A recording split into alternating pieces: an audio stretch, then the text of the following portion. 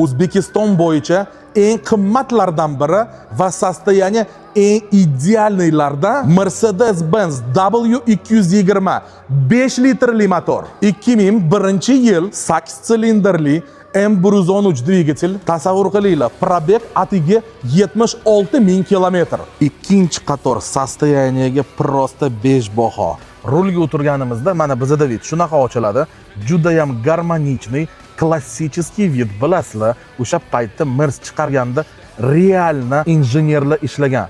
Hozirgi esa faqat marketologlar. Endi komplektatsiya bo'yicha именно shu Mercedes uchun bu topoviy hisoblanadi. Bose apparaturasi bilan ikkita oldi sidenya, pamyatlari va Apple'ning elektropaket, также multirul, optitronli tablo, qo'shimcha Android monitor qo'yilgan, 4-zonный климат-контроль, а также Airmatic пневмоподвеска абсолютно технически исправный. Отличное состояние Mercedes-Benz W220 korotышka monoblok AMG diskada narxiga keladigan bo'lsa, narxi 25 500.